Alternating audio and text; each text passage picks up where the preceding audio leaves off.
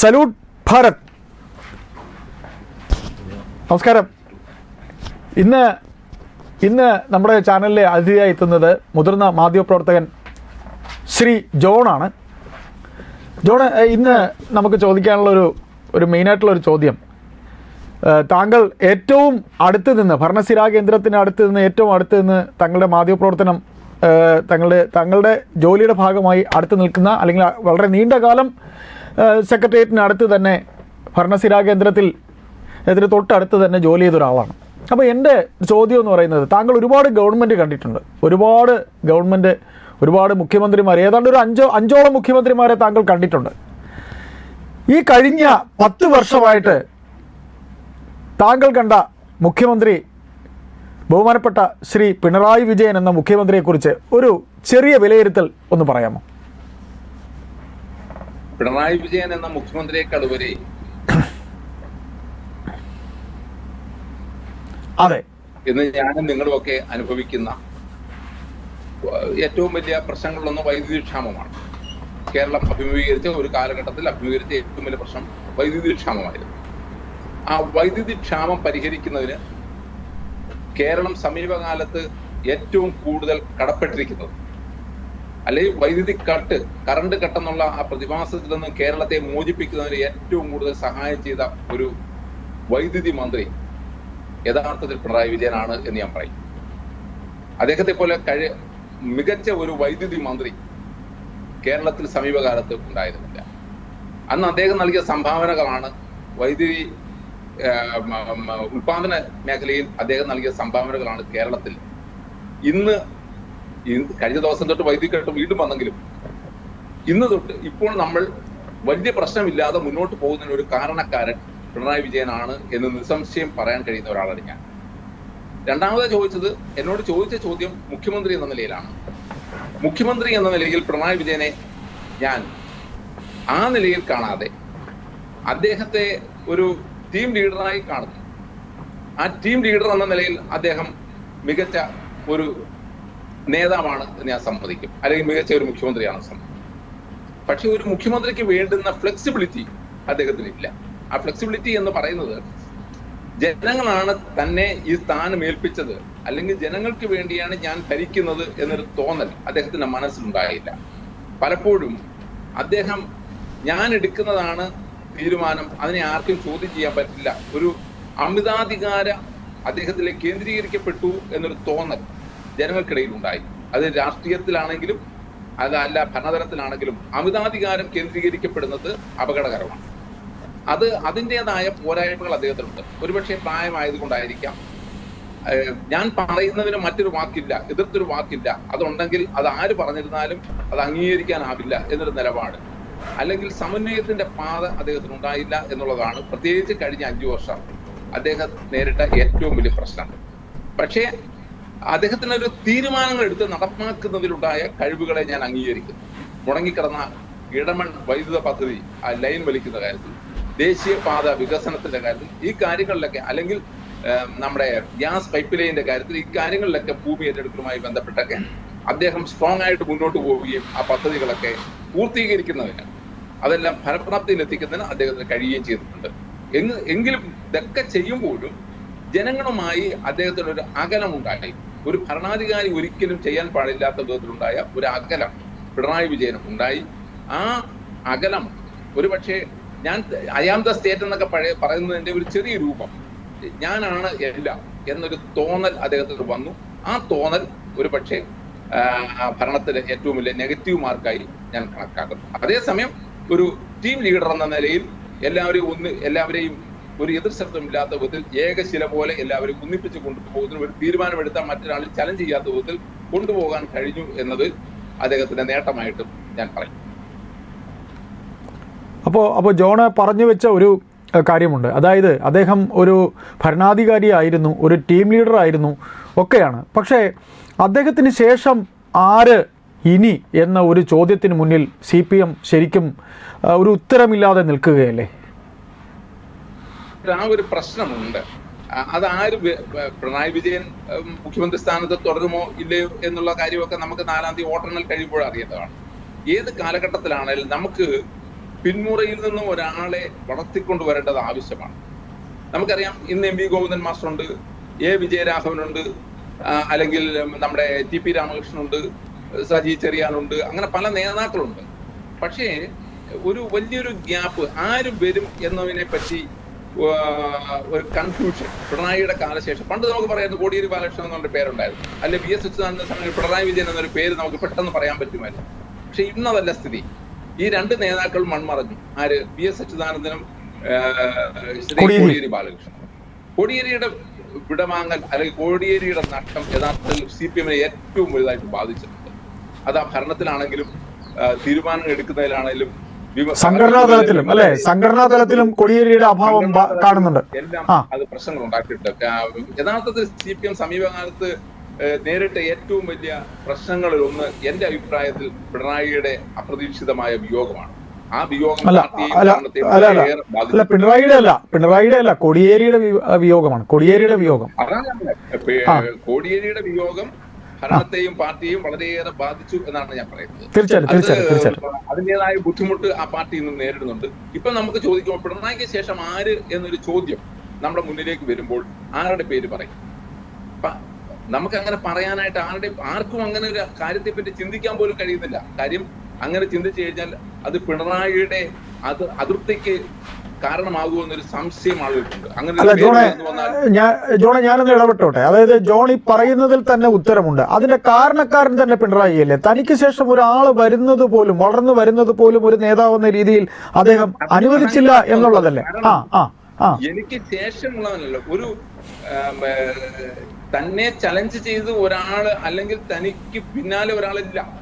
ഞാൻ തന്നെയല്ല. ഞാൻ ആദ്യമേ ചോദിച്ചു പിണറായി എന്ന ഭരണാധികാരിയെ പറ്റിയുള്ള ചോദ്യത്തിന് ചോദിച്ചപ്പോൾ ഞാൻ തന്നെ അത് പറഞ്ഞിട്ടുണ്ട്.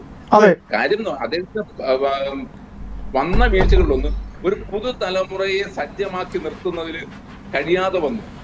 നാളെ ആര്? ഇപ്പൊ പല പേരുകൾ കേൾക്കുന്നുണ്ട്. ഇപ്പൊ പി രാജീവിന്റെ പേരുണ്ട്, അല്ലെങ്കിൽ ബാലഗോപാലിന്റെ പേരുണ്ട്, എം പി രാജേഷിന്റെ പേരുണ്ട്. പക്ഷെ ഇതിനൊക്കെ മുകളിലേക്ക് ആളുകളുടെ ഒരു സംശയം മുഹമ്മദ് റിയാസിന്റെ പേര് വരുമോ എന്നുള്ളതാണ്.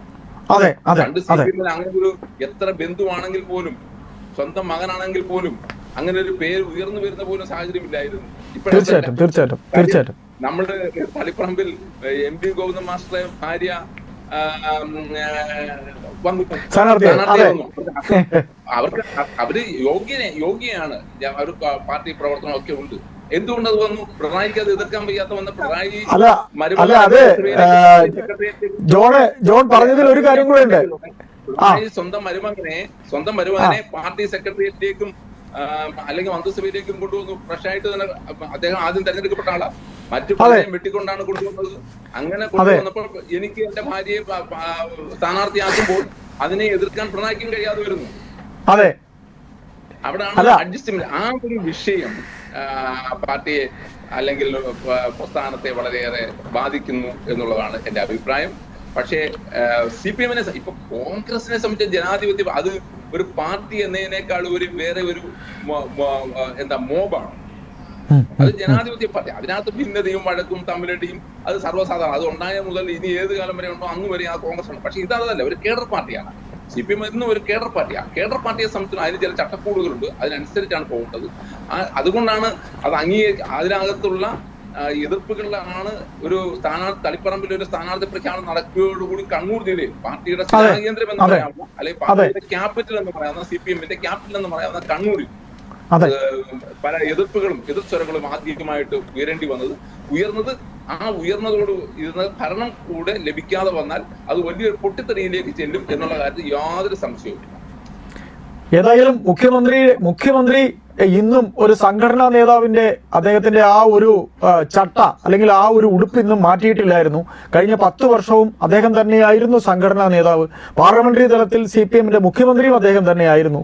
പിന്നീട് ഇപ്പോ താങ്കൾ പറഞ്ഞു വെച്ച ഒരു കാര്യം കൂടെ, അതായത് MV ഗോവിന്ദൻ അദ്ദേഹത്തിന്റെ ഭാര്യയെ തളിപ്പറമ്പിൽ സ്ഥാനാർത്ഥിയാക്കുമ്പോൾ CPM എന്ന് പറയുന്ന പാർട്ടിയുടെ പാരമ്പര്യത്തിൽ അല്ലെങ്കിൽ അവരുടെ സംഘടനയിൽ നമ്മൾ ഓർക്കുമ്പോൾ CH കണാരൻ എന്ന പാർട്ടിയുടെ ഒരു മുതിർന്ന നേതാവ്, അദ്ദേഹം കണ്ണൂർ ജില്ലാ സെക്രട്ടറി ആയിരുന്ന സമയത്ത് അദ്ദേഹത്തിന്റെ മകനോ മറ്റോ പാർട്ടി കൊടുത്തൊരു ജോലി വേണ്ട എന്ന് പറഞ്ഞിട്ടുണ്ട്. അപ്പോൾ ജോൺ പറഞ്ഞത് കറക്റ്റാണ്. ബന്ധുബലം ഈ CPM എന്ന് പറയുന്ന സംഘടനയിൽ ഒരിക്കലും അനുവദിക്കാത്തതാണ്. അപ്പോൾ അവിടെയെല്ലാം ഒരു പരാജയം എന്ന് പറഞ്ഞോളൂ.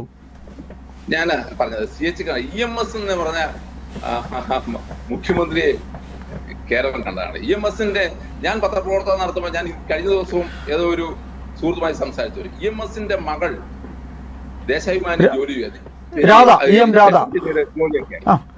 അതെ അങ്ങനെ ആ ദേശാഭിമാനി ഓഫീസിൽ നിന്നും നടന്ന് വേർത്തൊലി ക്ഷീണിച്ച് അവശ്യമായിട്ട് സെക്രട്ടേറിയറ്റിൽ PRDയിൽ വന്ന് പരസ്യത്തിന്റെ ചുമതലയായിരുന്നു ദേശാഭിമാനി തോന്നുന്നു.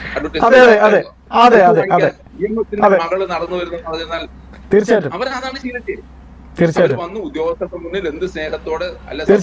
മുൻ മുഖ്യമന്ത്രിയുടെ കേരളം കണ്ട ഏറ്റവും പ്രഗത്ഭനായ മുഖ്യമന്ത്രിമാർ ഇന്നും അറിയപ്പെടുന്ന CPM താത്വികാചാര്യന്മാരിൽ ഒരാളാണ് EMS.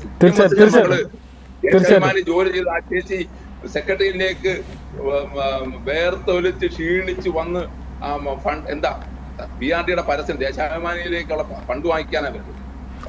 EMS ഒരിക്കലും അങ്ങനെയുള്ള ഒരു പ്രസ്ഥാനത്തിന്റെ പാരമ്പര്യം പേറുന്ന പ്രസ്ഥാനത്തിനാണ് സ്വന്തം ഭാര്യയ്ക്ക് ഒരു സീറ്റ്. അതിനുവേണ്ടി എന്താ ആദ്യമേ ഒരു ജില്ലയിലെ ഇന്ന സീറ്റ് വനിതാ സംവരണമാണെന്ന് പ്രഖ്യാപിക്കുന്നു. അതിനുശേഷം സ്ഥാനാർത്ഥിയെ തന്നെ തീരുമാനിക്കുന്നു. ആ സീറ്റ് മാത്രമല്ലല്ലോ, വനിതാ സംവരണം വേണമെങ്കിൽ ഒരു ജില്ലയിൽ സംവരണം വേണമെങ്കിൽ ഏതെല്ലാം സീറ്റുകൾ കിടക്കുക. അവിടെ തന്നെ ഓൾറെഡി ഒരു വനിതയുണ്ട്. ശൈലജ ടീച്ചർ പേരാവൂർ മത്സരിച്ചിട്ടുണ്ട്. വീണ്ടും വേറെ ഏതെല്ലാം സീറ്റ്. അങ്ങനെയെങ്കിൽ സുകന്യെ സ്ഥാനാർത്ഥിയാക്കിക്കൂടായിരുന്നോ? അതെ, സുകന്യെ പോലെയുള്ള പ്രഗത്ഭനായ നേതാക്കൾ അവിടെ നിൽപ്പുണ്ട്. അല്ലെങ്കിൽ അതിലും പ്രഗത്ഭനായ ആളുകൾ അവിടെ ഉണ്ട്. അവരെല്ലാം തടഞ്ഞിട്ട് ആരോപണം കഴിഞ്ഞ ആന്തൂർ സാജന്റെ മരണത്തിൽ ആരോപണ വിധേയായിട്ടും അതിനേക്കാളല്ലേ അതൊക്കെ പാർട്ടിക്കകത്ത് പ്രയോഗിക്കാം. MP ഗോവിന്ദൻ മാസ്റ്ററെ പോലെ പാർട്ടിയുടെ സെക്രട്ടറി ആയിട്ടിരിക്കുന്ന എന്റെ ഭാര്യയാണ് സ്ഥാനാർത്ഥി എന്ന് പ്രഖ്യാപിക്കുന്ന ഒരു സാഹചര്യം, അത് ഒരുപക്ഷെ അവര് വനിതാ വിഭാഗത്തിൽ വർക്ക് ചെയ്യുന്നുണ്ട്. അത് നമുക്കറിയാമല്ലോ. വനിതാ വിഭാഗത്തിൽ അതിനേക്കാൾ സീനിയറായ ആളുകൾ അവിടെ ഉണ്ടല്ലോ. അവരെ ഒന്നും പരിഗണിക്കാതെ വരുമ്പോൾ അതിലൊരു ചെറിയ പാകപ്പഴ ഉണ്ട്. പാർട്ടി എടുത്ത തീരുമാനത്തിൽ പിഴവ് പറ്റി എന്ന് തന്നെ ചിന്തിക്കട്ടെ. ഏതായാലും താങ്കൾ കരുതുന്നുണ്ടോ പന്തൽ കെട്ടിക്കോളൂ, ഉദ്യോഗസ്ഥരോട് ഒരുങ്ങിക്കോളൂ എന്നൊക്കെ മുഖ്യമന്ത്രി ഇപ്പൊ നമ്മുടെ ബഹുമാനപ്പെട്ട മുഖ്യമന്ത്രി പിണറായി വിജയൻ പറയുമ്പോൾ ഇവർ ഇടതുപക്ഷം വീണ്ടും അല്ല, മുഖ്യമന്ത്രി ഒരുപക്ഷെ ഭൂരിപക്ഷം കിട്ടുമെന്നൊന്നും വിശ്വസിക്കുന്നുണ്ടാവും. ഒരുപക്ഷെ അതൊക്കെ അദ്ദേഹത്തിന്റെ മന്ത്രിസഭ അല്ലെങ്കിൽ ആ മന്ത്രിസഭ ഉണ്ടാക്കാൻ കഴിയുമെന്നുള്ള ആത്മവിശ്വാസമാണ്. പക്ഷെ ഒരിക്കലും ഞാൻ ആ വാർത്ത 5-ാം തീയതിയിൽ പന്തൽ കെട്ടിക്കോളൂ നിർദ്ദേശം കൊടുത്തു എന്നുള്ളത് ആ വാർത്ത ഞാൻ വിശ്വസിക്കുന്നു. കാര്യം ഒരിക്കലും 5-ാം തീയതി നടക്കത്തില്ല. കാര്യം എന്ന് പറഞ്ഞാൽ നമ്മുടെ ജനാധിപത്യ നടപടിക്രമങ്ങൾ അനുസരിച്ച് 4-ാം തീയതി വോട്ടെണ്ണൽ കഴിഞ്ഞ് ഒരു 5-ാം തീയതി പന്തൽ കെട്ടി സത്യപ്രതിജ്ഞ നടക്കില്ല. ഒരു 140 സീറ്റ് ഒരു മുന്നണിക്ക് തന്നെ കിട്ടിയാൽ പോലും നടക്കില്ല. കാര്യം അതാദ്യം കക്ഷി നേതാവിനെ തെരഞ്ഞെടുക്കുന്ന ഒരു പാർട്ടി, അതിനുശേഷം മുന്നണി യോഗം ചേരണം. മുന്നണി യോഗം ചേർന്ന് നേതാവിനെ തെരഞ്ഞെടുത്ത് ആ അറിയിപ്പും പിന്തുണയ്ക്കുന്ന MLA-മാരുടെ പട്ടികയും കൂടെ രാജ്ഭവന് കൊടുക്കണം. രാജ്ഭവൻ അംഗീകരിച്ചുകൊണ്ട് വിജ്ഞാപനം ഇറക്കണം. വിജ്ഞാപനം ഇറക്കി കഴിഞ്ഞാൽ മാത്രമേ സത്യപ്രതിജ്ഞ ഡേറ്റ് നിശ്ചയിക്കണം.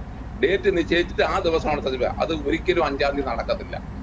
അതുകൊണ്ട് 5-ാം തീയതിയിലേക്ക് പന്തൽ കെട്ടു എന്ന് മുഖ്യമന്ത്രി നിർദ്ദേശിച്ചു എന്ന ആ പർട്ടിക്കുലർ വാർത്ത മാത്രം അദ്ദേഹത്തിന് ഭരണം കിട്ടും എന്നുള്ള ആത്മവിശ്വാസം കാണും. ആ വാർത്ത ഞാൻ ഒട്ടും വിശ്വസിക്കുന്നില്ല. ഏതായാലും നമുക്ക് ഒരു മുഖ്യമന്ത്രി എന്നല്ല, രാഷ്ട്രീയത്തിന്റെ അല്ലെ ഭരണം ഒരു മന്ത്രിസഭാ രൂപീകരണത്തിന് ABCD അറിയാവുന്ന ഒരു കൊച്ചുകുട്ടി പോലും 5-ാം തീയതി പന്തൽ കെട്ടിക്കൊള്ളൂ എന്നൊരു മുഖ്യമന്ത്രി നിർദ്ദേശിച്ചു എന്ന് പറഞ്ഞാൽ വിശ്വസിക്കത്തേ ഇല്ല. പക്ഷെ ആത്മവിശ്വാസം ഉണ്ടാവും, ഭരണം കിട്ടും എന്നുള്ള ആത്മവിശ്വാസം മുഖ്യമന്ത്രി കൊണ്ട് അത് ഇപ്പോഴും അദ്ദേഹം തുടരുന്നു എന്നുള്ളത് യാഥാർത്ഥ്യമായിരിക്കും. ഏതായാലും ഇപ്പൊ നമ്മൾ രണ്ട് മുന്നണിയെയും പറഞ്ഞു. BJP എങ്ങനെ ഇതിനിടയിലേക്ക് കടന്നു വരാൻ സാധ്യതയുണ്ടോ? നിയമസഭയിൽ ഒരു അംഗമെങ്കിലും BJPക്ക് ഉണ്ടാകുമോ? അതുകൂടെ പറഞ്ഞുകൊണ്ട് നമുക്ക് സംസാരം അവസാനിപ്പിക്കാം.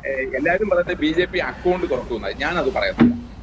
BJP അക്കൗണ്ട് റീഓപ്പൺ ചെയ്യും എന്ന് ഞാൻ പറയും. അക്കൗണ്ട് ഒരിക്കൽ തുറന്നതാണ്, നിയമത്തെ അക്കൗണ്ട് തുറന്നത്. കേരള നിയമസഭയിൽ നിയമം വഴി ഒരു അക്കൗണ്ട് തുറന്നു, അത് ക്ലോസ് ആയിപ്പോയി. ആ അക്കൗണ്ട് ഒരു പക്ഷേ ഇത്തവണ റീഓപ്പൺ ചെയ്യാൻ സാധ്യത കൂടുതലാണ്. അത് ഉണ്ടെങ്കിൽ അത് നിയമമായിരിക്കും. നിയമ മണ്ഡലത്തിലൂടെ അക്കൗണ്ട് റീഓപ്പൺ ചെയ്യാനുള്ള സാധ്യതയാണ് ഞാൻ കാണുന്നത്. BJPക്ക് കേരളത്തിൽ പലരും പറഞ്ഞു 3 സീറ്റ് വരെ ലഭിക്കും എന്ന് പറഞ്ഞിരുന്നു. അതിലെനിക്ക് വിശ്വാസമില്ല. കാരണം ഒരു ഘട്ടത്തിൽ അതിനൊരു ചാൻസ് ഉണ്ടായിരുന്നു, പക്ഷേ പിന്നീട് അത് നഷ്ടപ്പെടുത്തി. തെരഞ്ഞെടുപ്പിന്റെ അവസാന ഘട്ടമായപ്പോൾ ആ അവസരം നഷ്ടപ്പെടുത്തി. ഇപ്പോൾ എന്റെ വിശ്വാസം BJP ഒരു സീറ്റ് നിയമസഭയിൽ ഉണ്ടാകും എന്നുള്ളതാണ്. അത് നിയമമാകുന്നതിനാണ് സാഹചര്യമുള്ളത്. ഏതായാലും ഞാൻ തൽക്കാലം എന്റെ സംസാരം അവസാനിപ്പിക്കുന്നു. തുടർന്ന് നമുക്കിരിക്കാം. നന്ദി.